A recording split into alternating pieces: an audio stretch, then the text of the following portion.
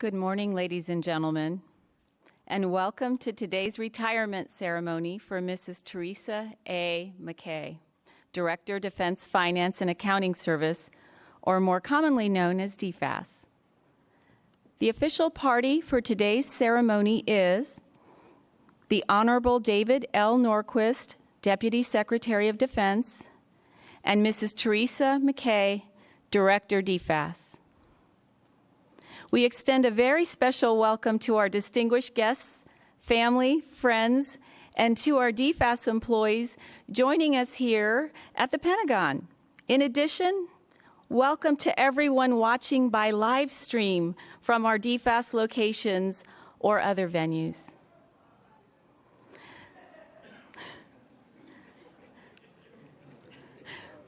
This morning, the U.S. Army Continental Color Guard will present the colors. Master Gunnery Sergeant Kevin Benier will sing the national anthem, and Father John D. Kelly will read the invocation.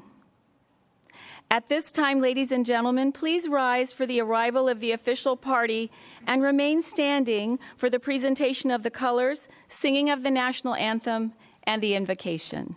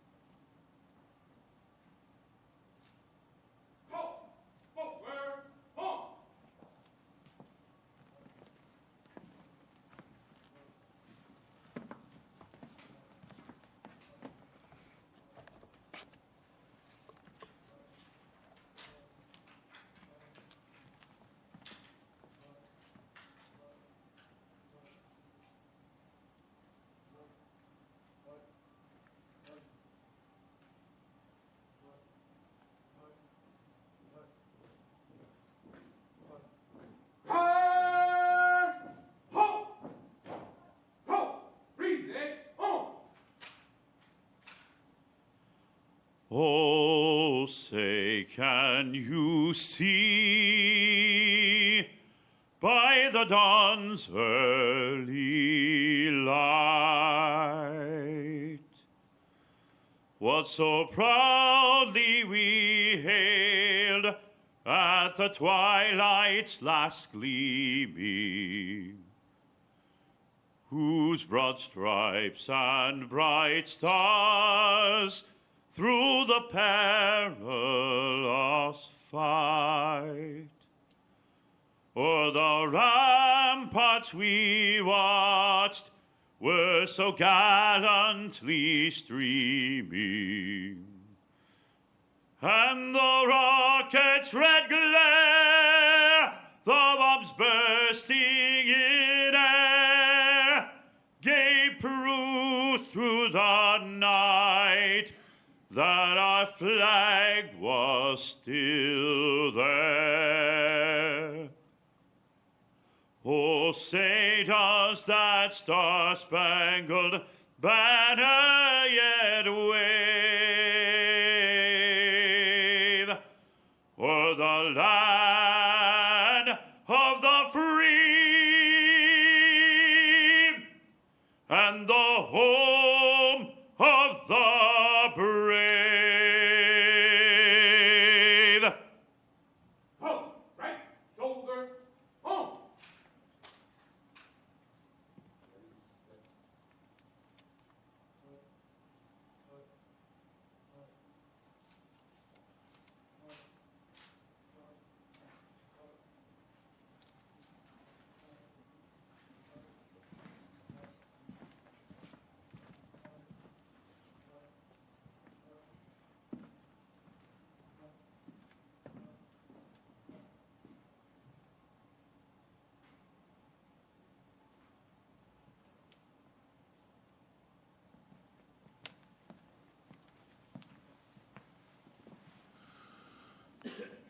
Good and gracious God, we give thanks for all those gifts and blessings that we have received from your loving hands.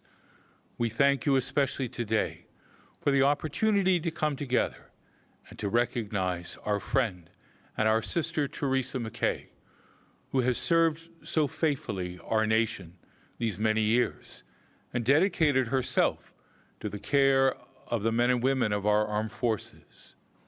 Because of her great faith in you and in that assurance that we should never be afraid, but rather always to place our trust in you, she has touched the lives of so many people and endeared herself to so many along this journey of life. We ask that you continue to bless her and J.K. as they begin this new phase of their life. May they be protected in their travels. May she continue to share the beauty of her soul with all those that she encounters. And may we always profit from our knowing her by reaching out to one another in love, in service, in generosity of heart. Protect her always and keep her safe. May we all live each day for God's honor and glory. And we ask these things through Christ our Lord.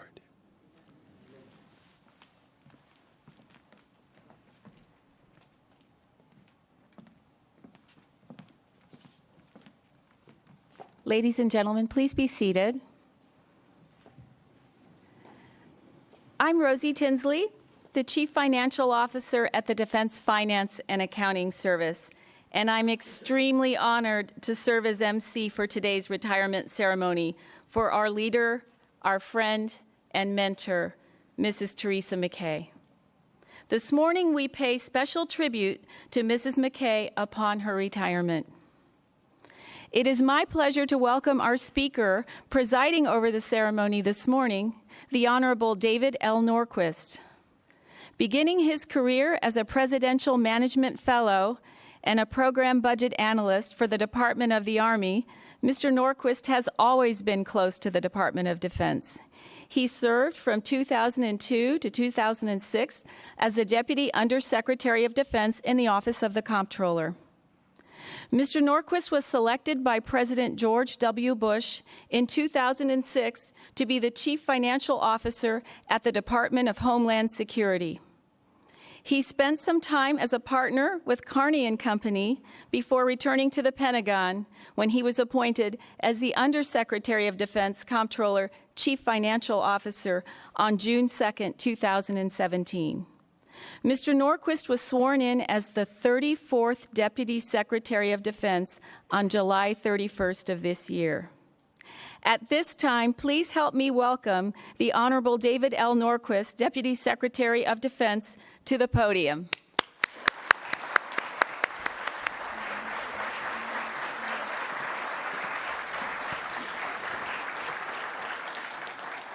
Good morning, everyone. Thank you for being here. Thank you to all those who put a part in organizing this event. It takes a lot of work to make them go smoothly. That was a fantastic rendition of the national anthem. I'd like to start by welcoming Terry's family here with us today. Her husband, J.K., there you are. Good to see you again. Enjoyed working with you a long time. Her brother, Tom.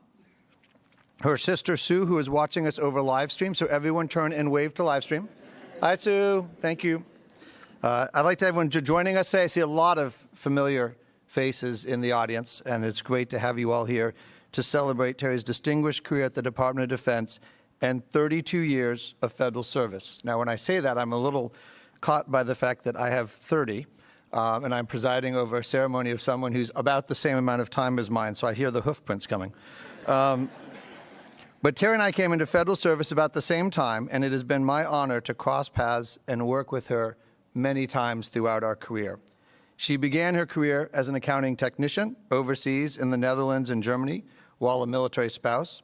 And when she returned to the States in 1994, she brought her accounting skills to DFAS Columbus, Ohio office, where she moved up through the ranks and eventually transferred to DFAS Arlington. In 2003, she was appointed into the Senior Executive Service and continued to excel, culminating in her promotion to Director of DFAS in September of 2008. Along the way, she received numerous awards, including the Meritorious Executive Presidential Rank Award, and the Distinguished Executive Presidential Rank Award.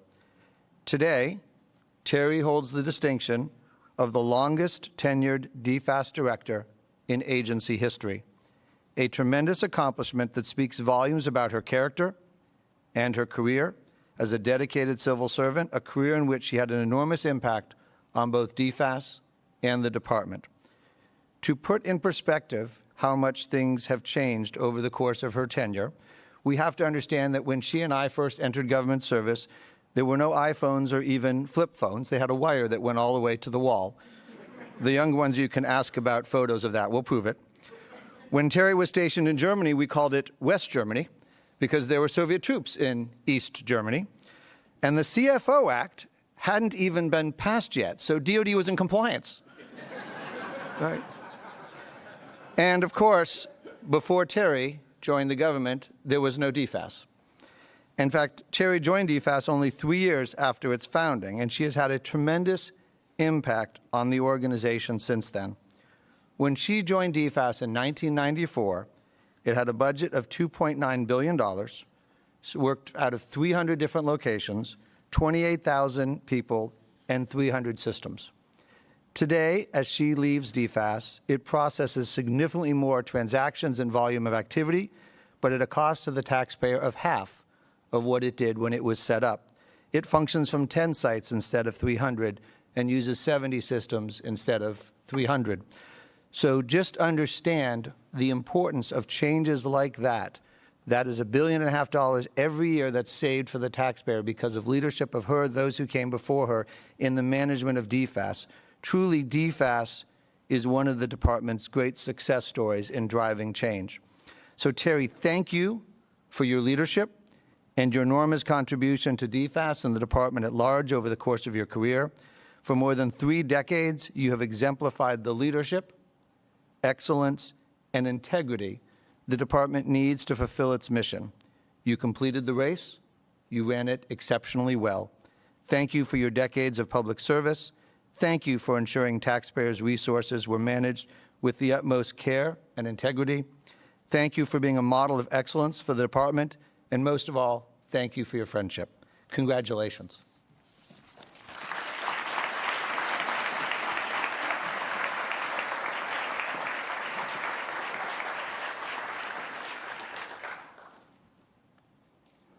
Ladies and gentlemen, please rise.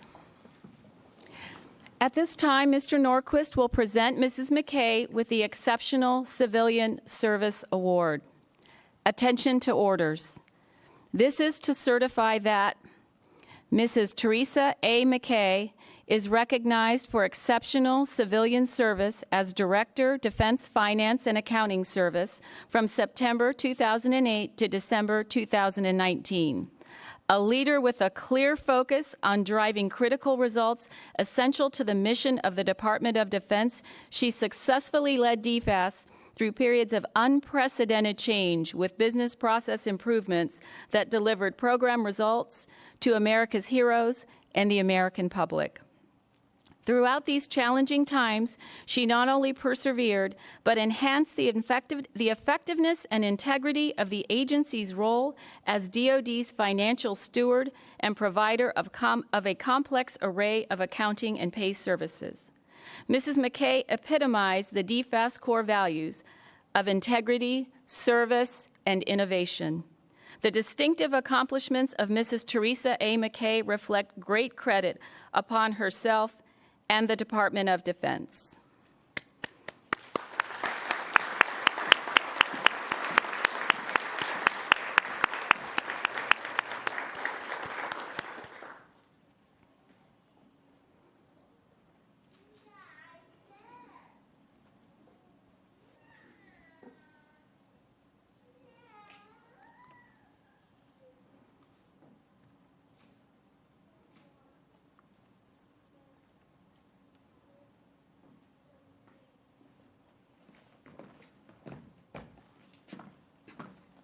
Thank you, ladies and gentlemen. You may be seated.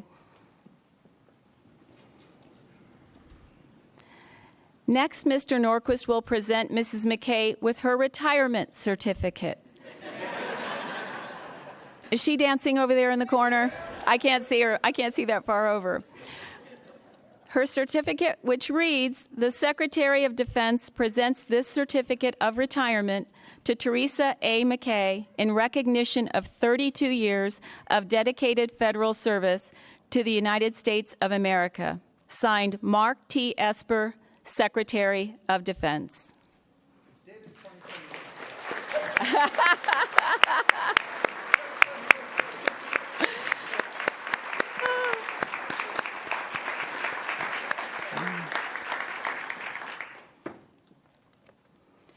Now Mr. Norquist will present Mrs. McKay with a series of letters.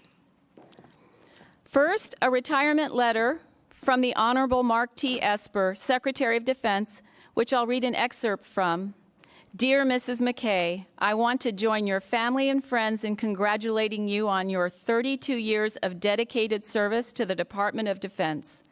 Without patriots like you, willing to serve through times good and bad, our nation could not have withstood the challenges of our times.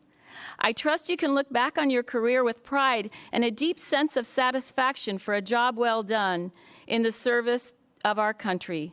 I wish you and your family all the best as you begin the next chapter. Sincerely, Mark T. Esper."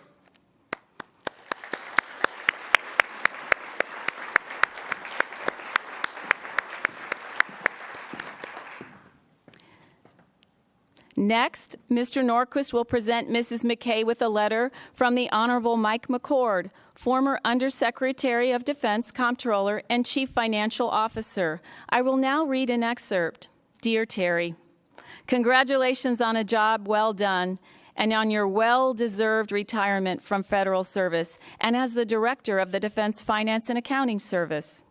I am proud, as I know you are, of the work you and your team at DFAS have done.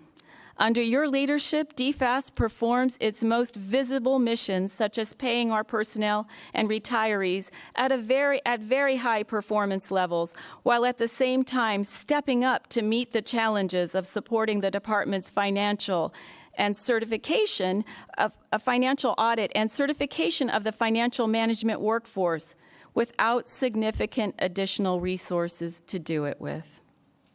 I know that the DFAS motto of proudly serving America's heroes is not just a slogan to you, but a real mission statement that brings out the best in your entire organization. I wish you all the best in whatever comes next as you retire from the Department of Defense." Signed, Michael McCord, Undersecretary of Defense, Comptroller, and Chief Financial Officer, June 2014 through January 2017.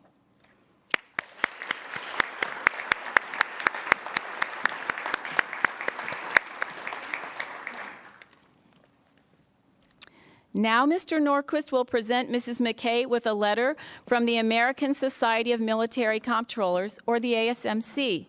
I will now read an excerpt from the letter. "Dear Mrs. McKay, upon the occasion of your retirement and on behalf of the membership of ASMC, we want to express our appreciation for your exceptionally dedicated and professional leadership and service to our nation. As the longest-serving director of DFAS, you and the agency faced many significant challenges. You led DFAS in meeting these challenges, all while directing and planning and operations of the largest and most complex financial services organization in the world. We also thank you for your exceptional contributions in support of the mission of the American Society of Military Comptrollers in serving as our national president from July of 2011 through June of 2012, and also by speaking and supporting other activities of our ASMC chapters here in the National Capital Region, as well as in Indianapolis, Indiana, Columbus and Cleveland, Ohio, Rome, New York, and Limestone, Maine. Congratulations on an outstanding career of over 30 years of service to our nation. We wish you all the best and Godspeed in your retirement. Signed, Al Runnels, Executive Director, and Carol Spangler, ASMC President.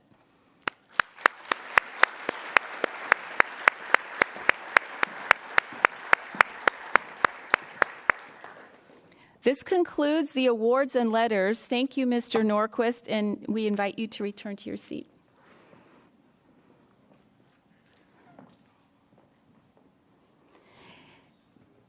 It is with pleasure that I invite Mrs. McKay's Air Force military assistants from the past 11 years to the stage, who would like to honor her with a flag folding ceremony. There's going to be a lot of blue up here, folks, so get ready.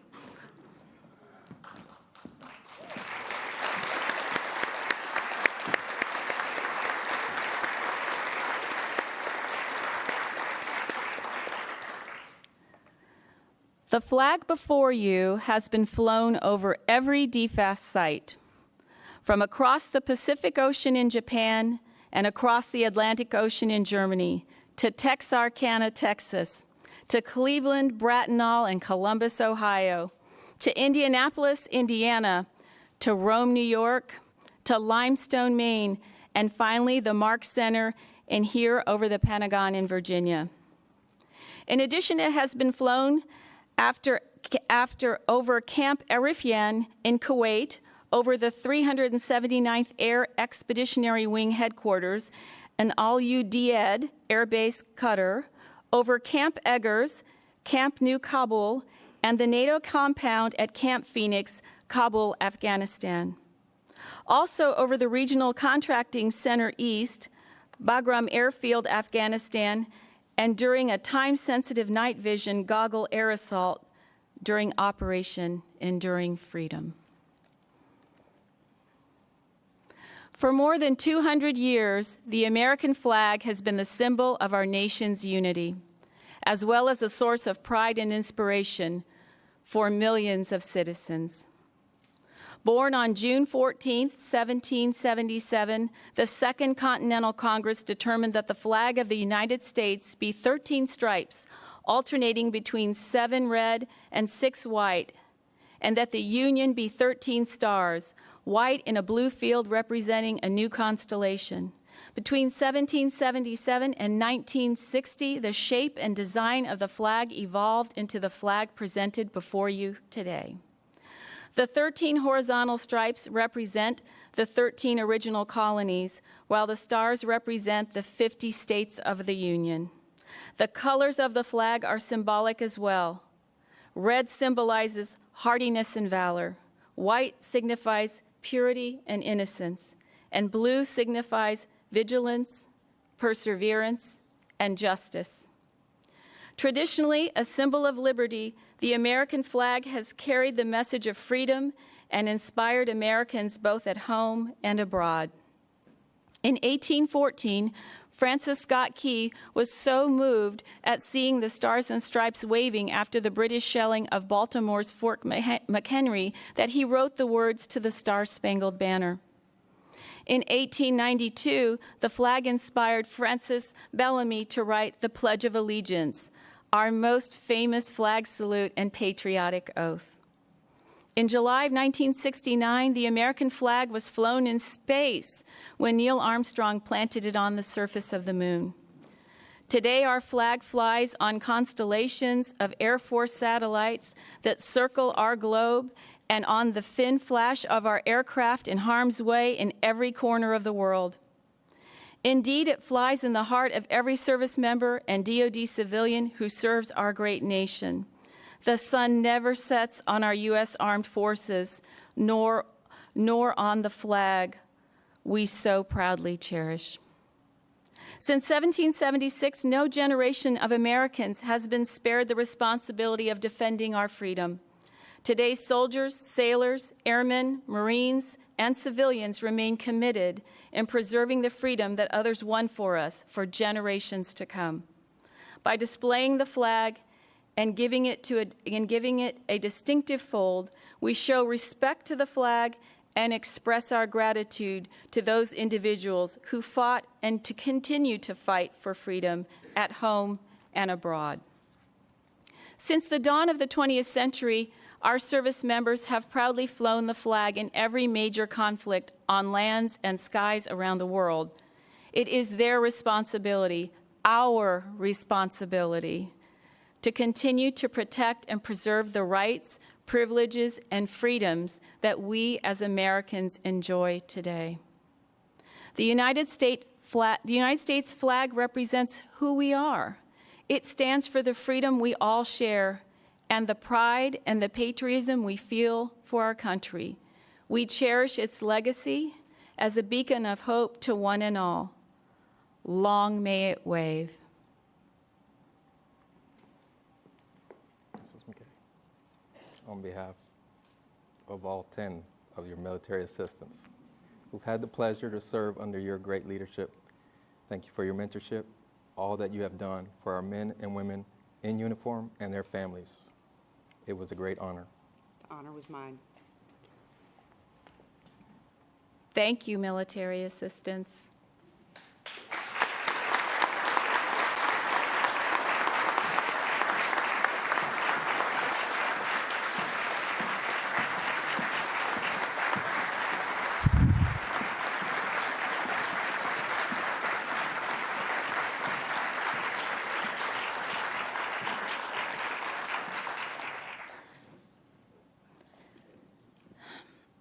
Mrs. Teresa McKay, or Terry as she likes to be called today, concludes an over 32-year federal career, which took her from working as an accounting technician in Europe as a military spouse and culminating in her selection as the director of DFAS beginning on September 15, 2008.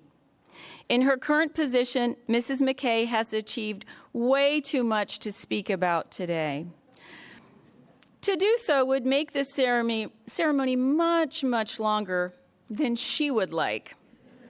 And she was very specific with us in her request for this ceremony to be a little bit like the fable of Goldilocks and the Three Bears, not too long, not too short, but just right.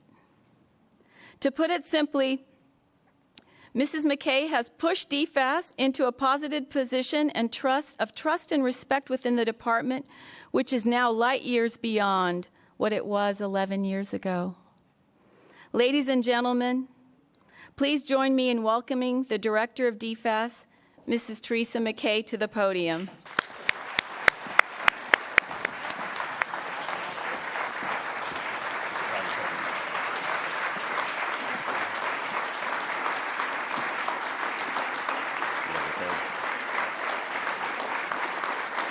Thank you.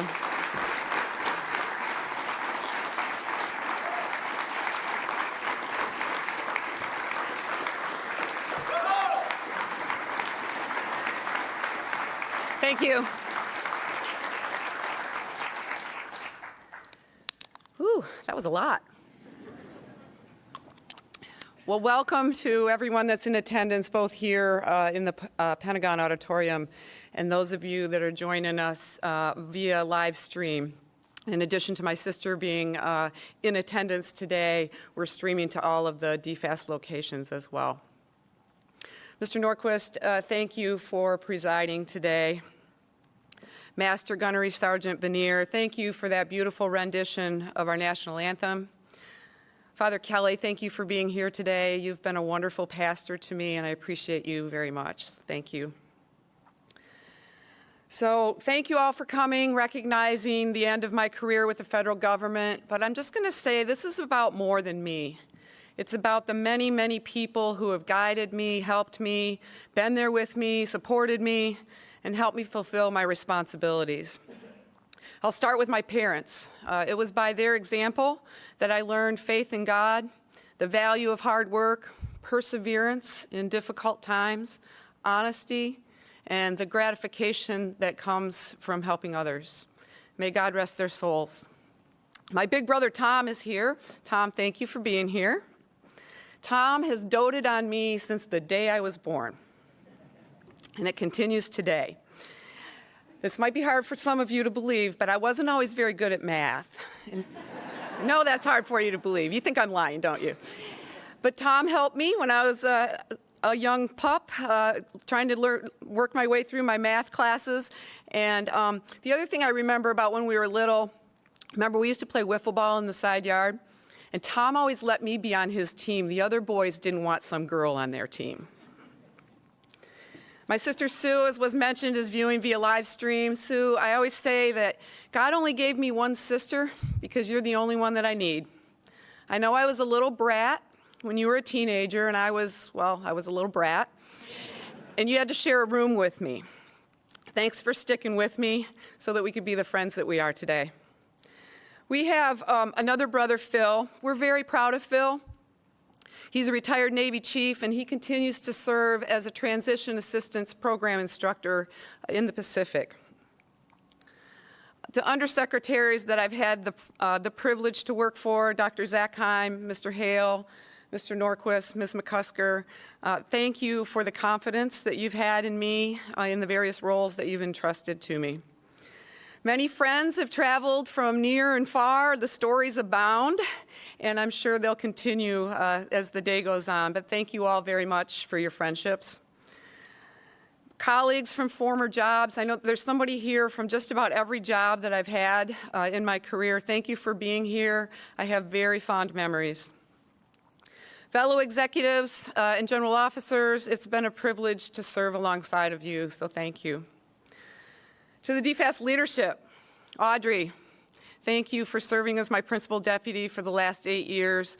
We've enjoyed a strong partnership and a high degree of mutual trust. So thank you for all of that, and I look forward to our continued friendship.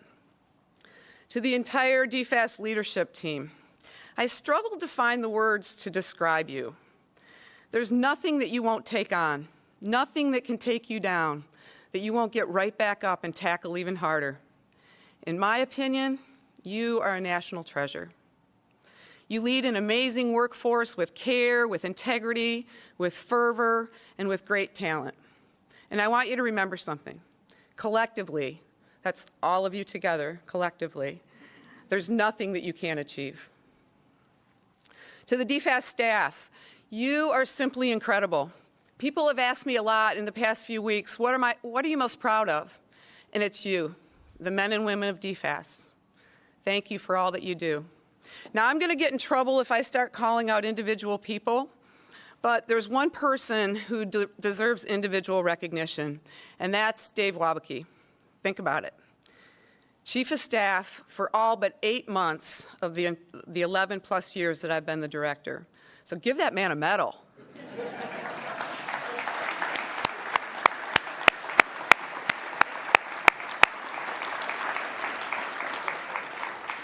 Dave, thank you for your loyalty, your honesty, your stories. We've all heard Dave's stories, so thank you for all your support, Dave. The front office staff, the ESO, and the Mark Center staff, past and present, you are the most capable, dedicated team that I've ever seen in operation. You plan, you coordinate, you deconflict, and you execute with precision. You put the professional polish on the agency. Military assistants, each of you has my greatest admiration. Professional, dedicated, reliable, dedicated husbands and dads, and unwavering in saying no when I offer driving directions. Thank you to you and your families for your service to our country. So in the words of Leanne Womack, when you get the choice to sit it out or dance, I hope you dance. 36 years ago, late one night, I had the choice to sit it out or dance when a good-looking second lieutenant invited me to the dance floor to Bob Seger's Old Time Rock and Roll. And I'm so glad that I didn't sit it out. JK, if I'd had a different kind of a husband, I wouldn't have been able to do these jobs that I've done, put my heart and soul into them the way that I have. You've had my back so many times. You've buoyed me up when I needed it. You've listened to me gripe every once in a while. And for the last almost 3 years, walked the dogs when the 5 a.m. alarm went off and had coffee ready for me when I flew out the door. Thank you. Ikawanya. So this has been an amazing journey. Never in my wildest dreams did I imagine that I would be standing here today after having served in so many great jobs, working for so many great bosses. It has truly been a privilege. From the days of non-appropriated fund accounting, pure general ledger accounting, it was pure bliss for me. And then in 1991, my introduction to appropriated fund accounting in the early days of DECA's establishment, and my new service provider, DFAS. It was a four-letter word. And boy, did I ever get paid back for that. I learned a lot during the early days that I was with DFAS, both in Columbus and at the headquarters in Crystal City. I was assigned the duty to eliminate unmatched disbursements and fully reconcile fund balance with Treasury. I've clearly left you all some work to do. And then 4 not-so-short years in the Pentagon working policy issues, how to account for seized assets, how to account for the cost of war, producing the first ever Performance and Accountability Report, now called the AFR, producing the first fire plan, another little piece of work that I've left for you to finish, and finish you will. My first briefing to a congressional staffer, of course it had to be Peter Levine. Hurricane Katrina, how to account for the important work that was underway to save lives and to put lives back together. And then in 2006, I began serving as Zach Gaddy's deputy back at DFAS, and I felt like I was back home. When Zach retired in 2008, Ms. Jonas recommended me to the Secretary of Defense, who appointed me as the director. I never anticipated the weight that I would feel on my shoulders the day that Zach left. What a huge responsibility. So thank you again to those of you who have entrusted me with that responsibility, and thank you to those of you who have helped me fulfill it. Just the day-to-day work of being responsible for 12,000 employees, paying 6.5 million people, millions of travel and commercial payments, hundreds of millions of accounting transactions, and in case that isn't enough, let's throw in things like the Budget Control Act and the furlough, how to manage a workforce that was sent home 1 day a week and receiving 80% of their pay for an entire summer, how to pay millions of civilian and military employees under the threat of government shutdowns and even after actual shutdowns multiple times, yearly continuing resolutions, quick pay, multiple ERP implementations, and swarms of auditors. But I've not been by myself. A lot of help from an amazing group of dedicated, talented, and tenacious people who proudly serve America's heroes every day. It has been a privilege. Thank you.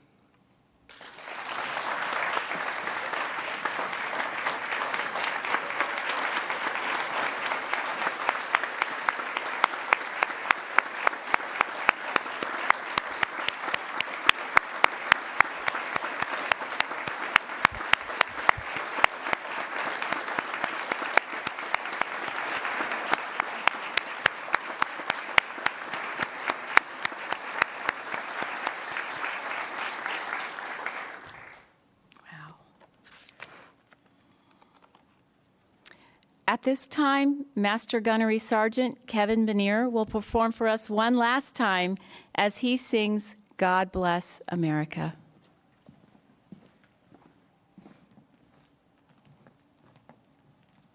God bless America, land that I love. Stand beside her and guide her through the night with a light from above, from the mountains to the prairies, to the oceans, white with foam.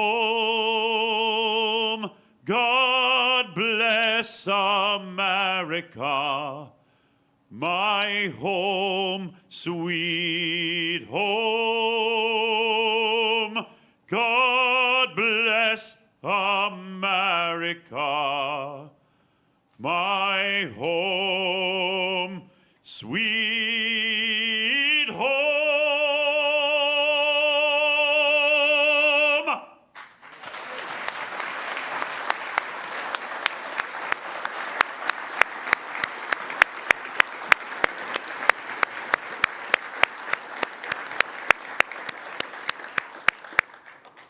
Thank you, Master Gunnery Sergeant Benier, for that beautiful rendition of God Bless America.